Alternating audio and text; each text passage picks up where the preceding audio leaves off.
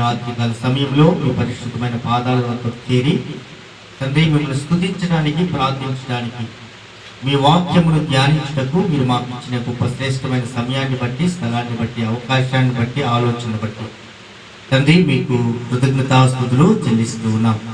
ప్రభా, నీ కుమారుని పక్షమున నిలబడి మీ మాటలు వినిపిస్తూ ఉండగా మా హృదయాల్లో భద్రపరుచుకొని ఆశీర్వదించబట్టుకు సహాయం చేయండి. ప్రభా, చేరువచ్చిన వారితోనూ రావాల్సిన వారందరినీ కూడా త్వరగా నడిపించి మా అందరితో మీరు మాట్లాడి మీరు మహిమ పొందుకునమని యేసు పరిశుద్ధ నామంలో ప్రార్థించి పొంది ఉన్నాము పరమ తండ్రి, ఆమేన్.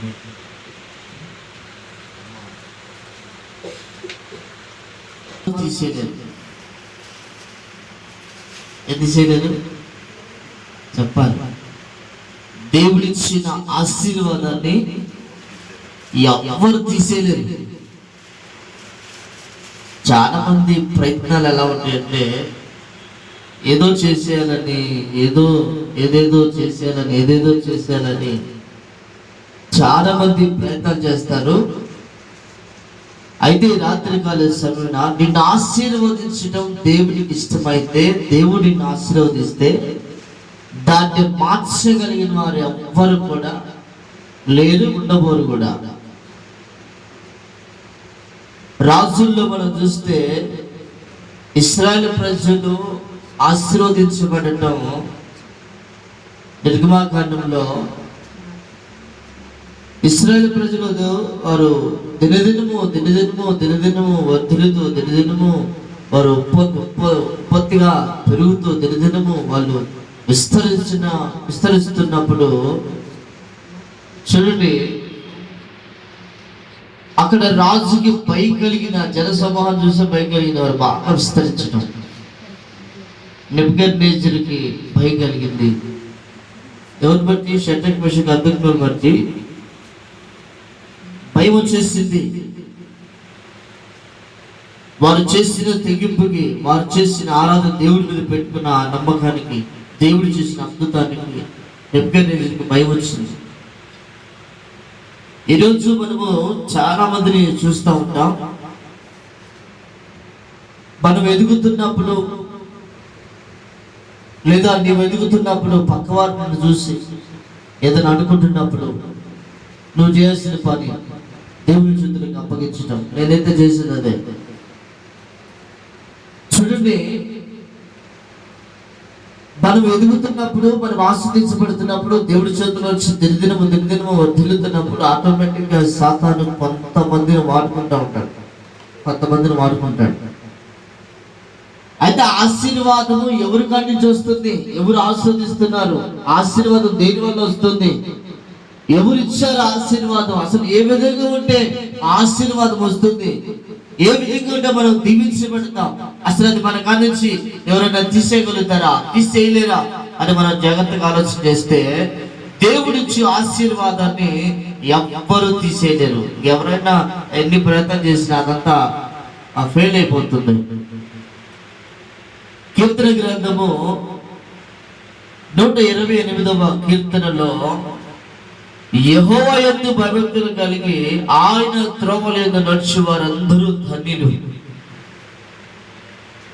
జాగ్రత్త వినండి. యెహోవా యందు భయభక్తులు కలిగి ఆయన త్రోవల యందు నడిచి వారందరూ ధన్యులు. నిశ్చయముగా నీవు నీ చేతులు కష్టార్జితము నువ్వు అనుభవించదవు. ఈ మాట జాగ్రత్తగా మనం ఒకసారి ఆలోచన చేస్తే, యెహోవా యందు భయభక్తులు గలవారు, యెహోవా యందు ఎవరైతే భయముంచుతారో, దేవుని యందు ఎవరైతే భయముంచుతారో, దేవుని యందు భయభక్తులు కలిగి ఆయన త్రోవల యందు నడిచి వారందరూ ధన్యులు. నిశ్చయముగా నీవు నీ చేతుల కష్టార్జితము అనుభవించదవు. దాన్ని ఎవ్వరు దొంగిలించడానికి అవకాశం లేదు. ఇక్కడ ఉండాల్సిన మొదటి పాయింట్ ఏంటి తెలుసా? యెహోవా యందు భయం ఉండాలి. ఏముండాలి? యెహోవా యందు భయం ఉండాలి. రెండవ మాట చూస్తే మనము ఆయన త్రోవల యందు నడవాలి. ఎవరి త్రోవల యందు నడవాలి? చెప్పాలి. యేసు మార్గంలో నడవాలి. యోహాను సువార్త మనం చూసినట్లయితే యోహాను సువార్తలో చెప్తాడు, యేసు నేనే మార్గము నేనే సత్యమును నేనే జీవమునై ఉన్నాను, నా ద్వారా తప్ప తండ్రి వద్దకు ఎవరును చేరలేరు. కాబట్టి యెహోవా యందు భయభక్తులు కలిగి మనం ఎప్పుడైతే ఉంటామో, దేవుడు అంటే భయం కలిగి ఎప్పుడైతే ఉంటామో, భయం కలిగి ఎప్పుడైతే ప్రవర్తిస్తామో, ఆయన త్రోవల యందు ఎప్పుడైతే మనం నడుచుకుంటూ ఉంటామో, మనం ధనులుగా మార్చబడుతుంటామో, నిశ్చయముగా నీ చేతుల కష్టార్జితమును అనుభవించదవు. అంటే నువ్వు కష్టపడి సంపాదిస్తున్నంత కూడా అది పెరిగి పెరిగి పెరిగి పెరిగి ఒక ఉన్నతమైన స్థానాన్ని తీసుకొస్తుంది. నిశ్చయముగా నీ కష్టార్జితం నీ చేతులారను కంప్లీట్ గా ప్రశాంతంగా గడపడానికి, హ్యాపీగా ఉండడానికి దేవుడు మంచి ఆశీర్వాదాన్ని ఇస్తాడు. దేవుని స్తోత్రం. ఇక్కడ ఈ రాత్రికాల సమయంలో మనం ఒకసారి ఆలోచించినట్లయితే, దేవుడిచ్చిన ఆశీర్వాదాన్ని ఎవ్వరు దొంగిలించలేరు. దేవుడిచ్చిన ఆశీర్వాదాన్ని ఎవ్వరు దొంగిలించలేరు, ఎవ్వరు తీసేయలేరు. అది ఎవ్వరి వల్ల కాని పని. మనం ఎవరితో అయినా యుద్ధం చేయొచ్చు, కానీ ఎవరి జోలికైనా వెళ్ళొచ్చు, కానీ ఎవరి జోలికి వెళ్ళకూడదు చెప్పాలి. ఎవరి జోలికి వెళ్ళకూడదు? చాలా మంది తెలియక దేవుడి జోలి వెళ్తారు. దైవ సేవకుల జోలి, దేవుడి జోలి అస్సలు వెళ్ళకూడదు. నువ్వు ఎవరి జోలనే వెళ్ళు, ఎలాగన్నా వచ్చి దైవ సేవకుల జోలి కానీ దేవుని జోలి కానీ వెళ్తే మనము చాలా ప్రమాదంలో పడే అవకాశం ఉంటుంది.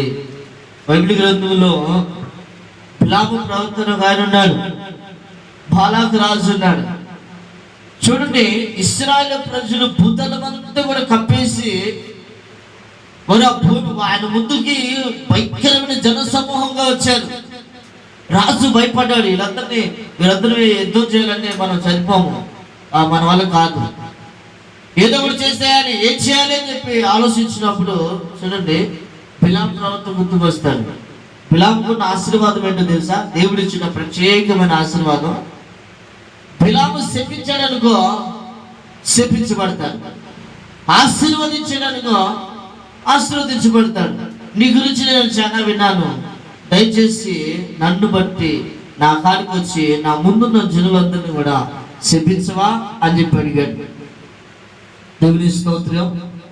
ఈ రోజుల్లో ఉన్న మనుషులకున్న మంచి లక్షణం ఏంటంటే ఆశీర్వదించడము దీవించడం ఏమో కానీ వ్యసనపడటం, నాశనమైపోవాలని కోరుకోవడం చాలా మందిలో ఉంటుంది. అక్కడ మనం చూసినట్లయితే జాగ్రత్తగా సంఖ్యాకాండము 23వ అధ్యాయము 20వ వచనము నుంచి 22 దాకా చదివితే అక్కడ కింది భాగంలో మంచి మాటని వాడాడు దేవుడు. చూద్దామండి. 23వ అధ్యాయము 20వ వచనం ఒకసారి 19 నుంచి ఒకసారి చదువుదామా. దేవుడు అబద్ధమాడుటకు ఆయన మానవుడు కాడు, పశ్చాత్తాపడుటకు ఆయన నరపుత్రుడు కాడు. ఆయన చెప్పి చేయకుండా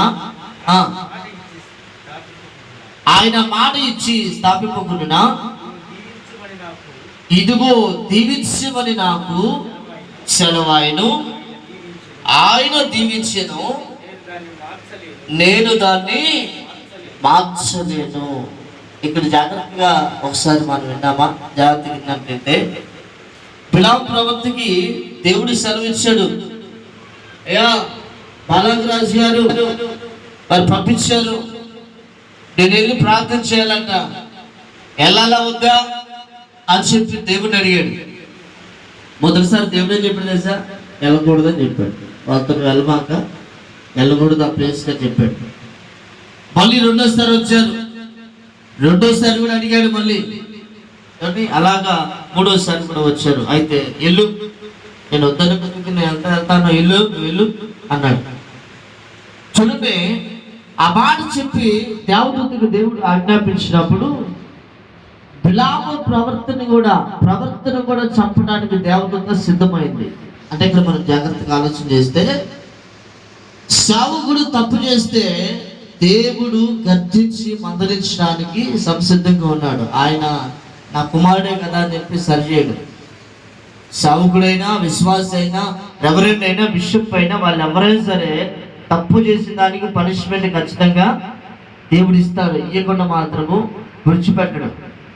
అయితే చూడండి, మరి బిలాము ప్రవక్త శపించడానికి బయలుదేరాడు. ఏం చేయడానికి? శపించడానికి బయలుదేరాడు. వద్దనే ముందుకు బయలుదేరాడు. బయలుదేరిన తర్వాత మధ్య మార్గంలో ఒక సందర్భం ఎదురైంది. దేవదూత ఎదురుగా నిలబడ్డది. చూడండి, ఆ కాలంలో గాడిదలతో ప్రయాణం చేసేది. గాడిదలు, గుర్రాలు సముద్రాల మీద ప్రయాణం చేసేవాళ్ళు. ఆ గాడిదకి అంతగట్టి బయలుదేరి వెళ్ళిపోయారు. పోయిన తర్వాత గాడిదకి దేవదూత ఎదురుగా నిలబడటం కనపడింది. కనపడిన తర్వాత గాడిద ముందుకు వెళ్ళట్లేదు. గొప్ప విషయం ఏంటో తెలుసా? దేవుడు ఆయన బలవంతుడు, శక్తిమంతుడు అనడానికి చాలా రుజువులు ఉన్నాయి. గాడిదకి నోరిచ్చాడు దేవుడు. దేవుడి స్తోత్రం. ఏమిచ్చాడట? గాడిదకి నోరిచ్చాడు. కథలు పెట్టి ఇంక నుంచి నువ్వు కథలు పెట్టని చెప్పి గాడిదను కొడుతున్నాడు. కథతో కొడుతున్నాడు. కదులు, ముందుకు పా ముందుకు పా అని చెప్పి కొడుతున్నాడు. కొట్టి కొట్టి కొట్టి ఎంత కొట్టినా పోతున్నాడు. నెడదానికి సిద్ధమయ్యాడు. పోవట్లేదు. అయితే వెంటనే గాడిదకి దేవుడు నోరించాడు. దేవుని స్తోత్రం. ఆ గాడిద అంది కదా, నువ్వు నేను నీ కాడికి వచ్చిన కాడి నుంచి ఏ రోజు కూడా నీకు నేను ఎదురు తిరగలేదయ్యా. ఈ రోజు నేను ఎదురు తిరగలేదు. ఈ రోజు నేను ఎదురు తిరుగుతున్నానంటే ఏంటి కారణం ఆలోచించవా? నేను గినక ఒక అడుగు ముందుకేస్తే నీ తల తిరిగి కింద పడుతుంది. దేవుని దూత, యెహోవా దూత నా ముందు కనపడుతుందని చెప్పి గాడిద మాట్లాడింది. దేవుని స్తోత్రం. చూడండి, వెంటనే అక్కడికి గాడిద దిగి పశ్చాత్తాపం వెంటనే ప్రార్థన చేసి ప్రభు కాడ పంపించినప్పుడు దేవుడు చెప్పాడు కదా, శపించాలని నువ్వు బయలుదేరావు కాబట్టి వాళ్ళు శపించకూడదు. నేను చెప్తున్నాను, వారు ఆల్మోస్ట్ దీవించబడ్డారు, వారు ఆస్వాదించబడిన ప్రజలు నా ప్రజలు వాళ్ళు. కాబట్టి నేను చెప్తున్నాను, వెళ్ళి నువ్వు మళ్ళీ దీవించవాలని చెప్పాడు. ఏం చెప్పాడంట? మళ్ళీ దీవించాలి వాళ్ళని. నువ్వు శపించకూడదు, నాశనమైపోవాలని కోరుకోకూడదు. నువ్వు వారు శాపగ్రస్తుల వారిని కోరుకోకూడదు. నువ్వు చేసిన పని దీవించాలి, వెళ్ళి నువ్వు ఆశీర్వదించాలని చెప్పి దేవుడు చెప్పాడు. శపించాలని బయలుదేరిన వ్యక్తి తీరా మోసి అక్కడికి వెళ్ళిన తర్వాత మరి అన్ని కోళ్ళని దేవుడికి వాసిన బలియాగం అర్పణ అర్పించేసి అప్పుడు ఈ మాట అన్నాడు, ఇదిగో దీవించమని నాకు సెలవాయను, ఆయన దీవించను, నేను దాన్ని మార్చలేను. అర్థమవుతుందండి? ఇదిగో దీవించమని నాకు సెలవాయను, ఆయన దీవించను, నేను దాన్ని మార్చలేను. ఈరోజు చాలా మంది దేవుడిచ్చిన ఆశీర్వాదాన్ని మార్చడానికి ఎన్నో ప్రయత్నాలు చేస్తూ ఉంటారు. నీ జీవితంలో, నా జీవితంలో దేవుడిచ్చిన ఆశీర్వాదాన్ని ఎవ్వరు తీసేయలేరు. అంటే తీసేయగలుగుతారా? ఎవ్వరు తీసేయలేరు. దేవుడిచ్చిన ఆశీర్వాదాన్ని ఎవరు కదిలించడానికి అవకాశమే లేదు. దేవుడి స్తోత్రం. హల్లెలూయా. కాబట్టి ఈ రాత్రి కాల సమయమున అటువంటి ప్రయత్నాలు కలిగి మనం ఏమన్నా ఉంటే దయచేసి మనం దాన్ని విడిచిపెట్టడం చాలా మంచిది, లేకపోతే ప్రమాదం జరిగే అవకాశం ఉంది. కాబట్టి ఈ రాత్రి కాల సమయమున మరొక వ్యక్తిని నేను పరిచయం చేయాలనుకుంటున్నా. దానియేలు గ్రంథం 6వ అధ్యాయం మనం మొదటి వచ్చిన భాగం నుంచి చూస్తే ఈరోజు మనుషుల్లో వ్యసనం ఎక్కువైపోయింది. ఆ కాలంలో కూడా, ఇప్పుడే కాదండి, ఆ కాలం పూర్వకాలం నుంచి ఉంది ఈ వ్యసనం అనేది. ఒకరు ఆశీర్వదించబడుతుంటే పక్కవాడికి వ్యసనమే, వాడు దీవించబడుతుంటే పక్కవాడికి వ్యసనమే, వాడు బాగుపడుతుంటే ఆటోమేటిక్ గా పక్కవాడికి వ్యసనం వచ్చేస్తుంది.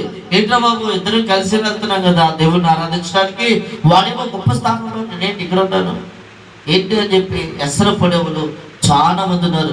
వృద్ధిలో కొద్దికి వ్యసన పడేవాళ్ళు చాలా మంది ఉన్నారు. ఒకసారి మనం దానియేలు జీవితంలో చూస్తే, దానియేలు జీవితంలో ఆ యొక్క సందర్భం కనపడుతుంది. ఏంటి ఆ సందర్భాన్ని చూస్తే చూడండి, రాజు కొంతమందిని నియమించాడు. అధికారులుగా నియమించినప్పుడు ఆ అధికారులందరూ నియమించిన తర్వాత వారిలో ప్రధానముగా 3 నేర్చుకున్నాడు రాజు. ఆ 3లో దానియేలు ముఖ్యుడిగా ఉన్నాడు. అంటే అందరికీ దానియేలు మెయిన్ వ్యక్తి. అందరికీ దానియేలు ఏమయ్యాడంట? మెయిన్ వ్యక్తిగా ఉన్నాడు. దేవుని స్తోత్రం. హల్లెలూయా. ప్రధానంగా ముఖ్యుడిగా ఉన్నప్పుడు అక్కడ మనం చూస్తే దానియేలు మీద ఎందుకు వారికి ఆ భయంకరమైన వ్యసనం కలిగింది? ఎందుకు కలిగిందంటే దానియేలు రాజుకు నష్టం లేకుండా చూసేవాడు. ఏం చూసేవాడంట చెప్పాలి? రాజుగారికి నష్టం కలగకుండా, నాకు పనిని అప్పగించాడు, ఆ పని నేను బాధ్యతగా చేయాలి, ఆ పనిలో ఏమాత్రం కూడా రాజుగారికి నష్టం రాకూడదని దానియేలు చాలా మంచి బుద్ధి కలిగిన వాడు, అతి శ్రేష్టమైన మంచి బుద్ధి కలిగిన వాడు.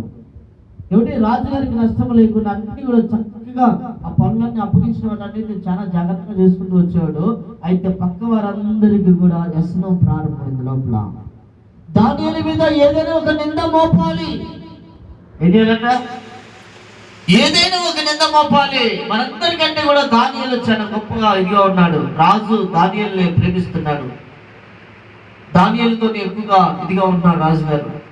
మనందరి మీద పెట్టాడు, ఇతని మీద ఏదైనా ఒక నింద మోపి తన పక్కకు తొలగించాలి. ఏం చేయాలంట చెప్పాలి? ఏదైనా ఒక నింద మోపి ఇతన్ని పక్కకి తొలగించాలని చెప్పి ప్లాన్ వేశారు. ప్లాన్ వేసి వారందరూ కూడా రాజుగారి కాడికి సందడిగా కూడి ఆయన కాడికి వచ్చి, రాజా కొన్ని దినాలు, కొన్ని రోజులు ఎవరు కూడా అంటే ఉన్న జన సమూహం కూడా, మన దేశంలో ఉన్నవారు, మనతో ఉన్నవారు ఎవరు కూడా వాళ్ళ దేవుళ్ళకి ప్రార్థన చేయకూడదు. నిన్ను మాత్రమే ఆరాధించాలి, నీకు మాత్రమే మనవి చేయాలి, నీకు మాత్రమే తెలియచేయాలి. ఎవరు కూడా వాళ్ళ దేవుణ్ణి ఆరాధించకూడదు అని నువ్వు ఒక ఆజ్ఞ జారీ చేయవా అని చెప్పి అందరు సందడికి వెళ్ళి ఆయన అడిగారు రాజుగారు. మరి ఆయన రాజు కదా, ఆయన ఏం చేశాడు? వెంటనే దాన్ని అమలు చేసి సంతకాలు కూడా పెట్టాడు. మరి ఎవరు కూడా వాళ్ళ దేవుల్ని ఆరాధించకూడదు, ఖచ్చితంగా ఏదున్నా నాతోనే చెప్పాలి, నాకే తెలియజేయాలి అని చెప్పి ఆయన సంతకం చేసే సంగతి దానియేలుకు తెలుసు. ఆయన సంతకం చేసే సంగతి కూడా దానియేలుకు తెలుసు. మామూలుగా అయితే తెలియకుండేవి లేదు. అక్కడ మనం జాగ్రత్తగా ఆలోచించినట్టయితే దానియేలు గారు ఆ సంగతి తెలిసినా కూడా దేవుడిని విడిచిపెట్టకుండా రోజుకి 3 మారు ప్రార్థన చేస్తూ వచ్చేవాడు. యెరూషలేము తలుపు తీసి 2 చేతులు పైకెత్తి ప్రార్థన చేసేవాడు. అయితే దానియేలు అలాగా ఎన్ని సమస్యలు వచ్చినా, ఎన్ని ఇబ్బందులు వచ్చినా ప్రార్థన చేయడం మాత్రం మానడు. ఖచ్చితంగా ప్రార్థన విషయంలో దొరుకుతాడు, రాజుగా అప్పగించాలి, వెంటనే తీసుకెళ్లి సింహాల మూలలో పడేయాలి అన్నట్టు ప్లాన్ వేశారు. ఆ ప్లాన్ వేసి ఆ సంతకాలు అన్నీ అయిపోయిన తర్వాత దానియేలు గారు యథాస్థితిగా పైగదిలోకి వెళ్ళిపోయి మరి యెరూషలేము తలుపు తీసి 2 చేతులు పైకెత్తి ప్రభువును స్తుతించడం ప్రారంభించాడు. మరి వీళ్ళు నింద మోపాలనుకున్న వాళ్ళని ఊరుకుంటారు, గుట్టకాడ నక్కల్లాగా ఉంటారు. ఎట్టుంటారు? గుట్టకాడ ఉంటాయి నక్కలు, కాసుకుంటాయి. ఎప్పుడు దొరుకుతాడా. చాలా మందికి ఇదే పని. కొంతమంది ఉంటారు, ఎప్పుడు దొరుకుతారా, ఎవరిని పట్టుకుందామా, ఎప్పుడు దొరుకుతా, ఎవరిని నాశనం చేద్దామా అని ఇదే పని కాసుకుని ఉంటారు. దానియేలు గారు ప్రార్థన చేసినప్పుడు కూడా జరిగింది అదే. ఆయన ప్రార్థన చేస్తూ పైకి ఎంతో చూశారు. అరే మోకరించి ప్రార్థన చేయని, మధ్యలో పట్టుకుందాం, మధ్యలో పట్టుకుని అప్పుడు తీసుకెళ్తాం రాజు అంటారు. అప్పుడు ప్రూఫ్ అది గట్టిగా ఉంటుంది అని చెప్పి ఆయన పాపం ఆ యథాస్థితికి వెళ్ళిపోయాడు. ప్రార్థన చేస్తున్నాడు. ఆ ప్రార్థన చేస్తున్నప్పుడు అంతే వచ్చి పట్టుకున్నారు. పట్టుకుని రాజా నువ్వు ఇచ్చిన ఆజ్ఞను తొలగించాడయ్యా, నీ సంతకానికి నీకు విలువ లేకుండా పోయిందయ్యా, ఇదిగో ప్రార్థన చేయడం ప్రారంభించాడు, ప్రార్థన చేస్తా దేవుడికి అని చెప్పాడు. మరి ఇంకా రాజుగారు ఏం చేయాలి? ఆయనకి వెంటనే దుఃఖం స్టార్ట్ అయింది. ఎందుకంటే దానియేలు అంటే చాలా ఇష్టం రాజుగారు. దుఃఖం స్టార్ట్ అయింది, లోపల వేదన స్టార్ట్ అయింది. అది ఏం చేయాలో అర్థం కాలేదు. ఇచ్చిన మాట తప్పకూడదు, రాజు తప్పొచ్చండి, రాజు తప్పకూడదు, ఇచ్చిన మాట ఖచ్చితంగా దాన్ని అమలు చేయాలి. అయితే దాన్ని అమలు చేశారు. తీసుకెళ్ళి సింహాల పడేయండి అని చెప్పాడు. ఆ మాట అన్నాడే కానీ ఈయన కూడా ప్రార్థన చేయడం ప్రారంభించాడు. దేవుని స్తోత్రం. అంటే తీసుకెళ్ళి ఎక్కడ వేశారు? దానియేలు గారు సింహాల మూలలో వేశారు. అక్కడ జరిగిన అద్భుతం ఏంటో తెలుసా? చాలా మంది ఏదో అనుకుంటారు, నాశనం చేయాలని, పతనం చేయాలని వ్యసనాలు పెట్టుకొని రకరకాలుగా ప్రయత్నాలు చేస్తారు, కానీ అది రివర్స్ కొట్టిందనే సంగతి అర్థం కావట్లేదు. నీతిమంతులైతే, పరిశుద్ధులైతే, యథార్థవంతులై కనుక అయినట్టయితే వీళ్ళు ఎన్ని ప్రయత్నాలు చేసినా అవన్నీ వాళ్ళకే తిరిగి కొడతాయి. సామెతల గ్రంథంలో వీరి గురించి ఒక మాట గురించి చెప్పబడింది అనుకుంటా. ఏంటో తెలుసా? మనం ఎప్పుడైతే ఇతరులకి కీడు చేయాలని ప్రయత్నం చేస్తామో ఆ కీడు మన ఇంటి మీద నుండి తొలగిపోదంట. అంటే ఎవరికైతే నువ్వు కీడు చేయాలనుకుంటావో ఆ కీడు నీ మీదకి వస్తుంది. దానియేలుకి కీడు చేయాలని, నాశనం చేయాలని, పతనం చేయాలని ప్లాన్ వేశారు. రాజు చేతులకు అప్పగించారు, తీసుకెళ్లి సింహాల గృహంలో పడేశారు. సింహాల నోళ్ళు మూసిన వాడు ఎవరో చెప్పండి, గట్టిగా ఒకసారి చెప్పండి. ఎవరు మూసారు? వెంటనే చెప్పాడు, నా కుమారుడు లోపలికి వస్తున్నాడు, ప్రశాంతంగా ఉండండి, మీరు ఎవరు తెరిచారంటే బాగోదని చెప్పాడు. 3 దినాలు ఉన్నాడు లోపల. అయితే 3 దినాలు ఉన్న తర్వాత రాజుగారు తెల్లారు పొద్దున్నే ఆయన అన్ని ఆపేశాడు. పాపం రాజుగారు కదా, ఆయన తినే రాజు విందు మొత్తం ఆపేశాడు.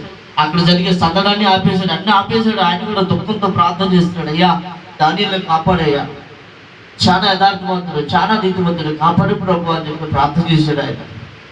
చూడండి, తెల్లారుజామున ఆ గృహానికి వచ్చి రాజుకి పిలవటానికి స్వరం బయటికి రావట్లేదంట, దుఃఖ స్వరంతో పిలిచాడంట.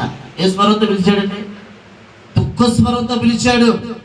అసలు అక్కడ ఎంత బాగుంటుందో తెలుసా? మనం ఒకసారి చూసినట్లయితే 6వ అధ్యాయం 20 వచనంలో మాట్లాడుతుంది, దుఃఖ స్వరముతో. చదువుమన్నా, అతడు గృహ దగ్గరికి రాగానే దుఃఖ స్వరముతో దానియేలును పిలిచి,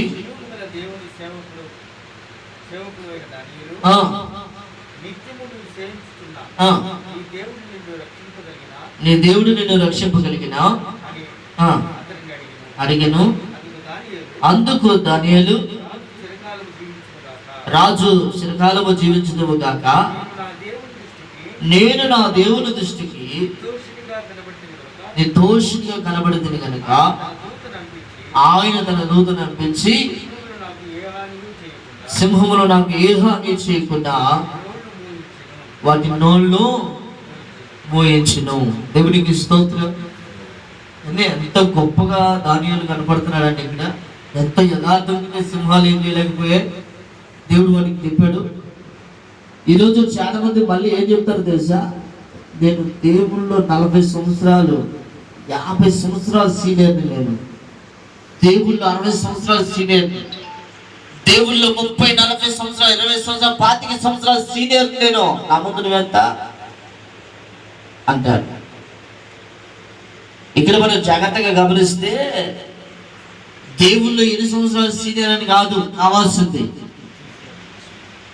దేవుళ్ళు యథార్థంగా ఉన్నామా లేదా, నీతిగా ఉన్నామా లేదా, పరిశుద్ధంగా ఉన్నామా లేదా, ఖచ్చితంగా దేవునికి ఇష్టముగా మనం ఉన్నామా లేదా అనేది కావాలి. ఈరోజు చాలా మంది చెప్పే మాట సీనియర్ని అడిగేసుకుంటూ వస్తారు.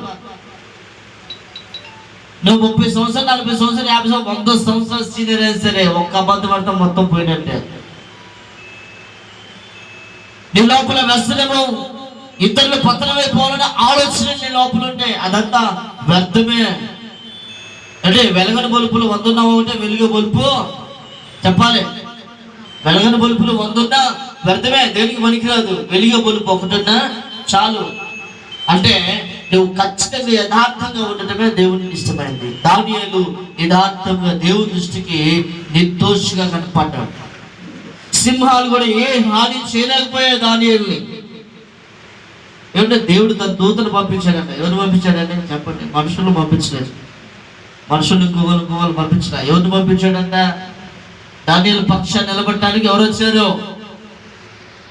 సావుకుడు జోలు వస్తే సావుకుడు పక్షాన్ని ఎవరుంటారు తెలుసా?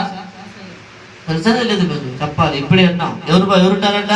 సావుకుడు పక్షాన్ని దేవదూత ఎప్పుడు కాసుకొని ఉంటాడు, కాపాడటానికి, రక్షించడానికి, బలపరచడానికి ఎప్పుడు కాసుకునే ఉంటాడు సావుకుడు పక్కన. దానియేలుని రక్షించడానికి, సింహాలు బారిని తప్పించడానికి ఆయన తన దూత నంపి సింహాలు ఏ హాని చేయకుండా వాటి నోళ్ళు మూసేశాడంట. తర్వాత ఏం జరిగిందో తెలుసా? మనం అలా కింద చదువుకుంటూ వస్తే దానియేలు గారిని గృహలో వచ్చి బయటికి తీశారు. ఎవరైతే దానియేలు గారిని పతనం చేయాలి, నాశనం చేయాలి, ఆయన నిలబడకుండా చేయాలని ఎవరైతే ఆ పుచ్చుకొని ఉన్నారో, ఎవరైతే వ్యసనాలతో ఉన్నారో, చూడండి వాళ్ళ ఫ్యామిలీ మొత్తాన్ని తీసుకొచ్చారు. ఒక్కళ్ళ తేడా. దానియేలు వేసింది ఒక్కడనే. గొప్ప విషయం తెలిసి అక్కడ దానియేలుని పతనం చూడాలి, దానియేలుని నాశనం చేయాలని పొంచి ఉన్న వారిలో వాళ్ళ ఒక్కళ్ళైనా వాళ్ళని, వాళ్ళ భార్యల్ని, వాళ్ళ పిల్లల్ని, అంటే వారు కలిగిన వారు అందరినీ కూడా తీసుకెళ్ళి ఎక్కడేశారు చెప్పాలి? ఎక్కడేశారు? సింహాల బొల్లో పడేశారు.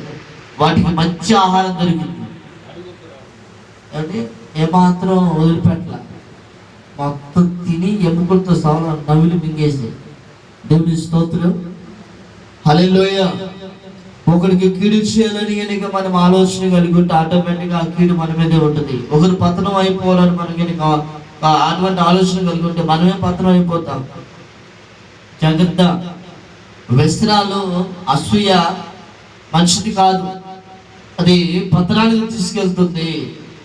ప్రభుని వెంబడిస్తున్నప్పుడు, ప్రభుని ఆరాధిస్తున్న మనం, ప్రభుని వెంబడిస్తున్న ఆ కోణం మన లోపల కనపడకూడదు. పైపచ్చి చెప్పే మాట నేను దేవుని వెంబడిస్తున్నానని చాలా పొరపాటు.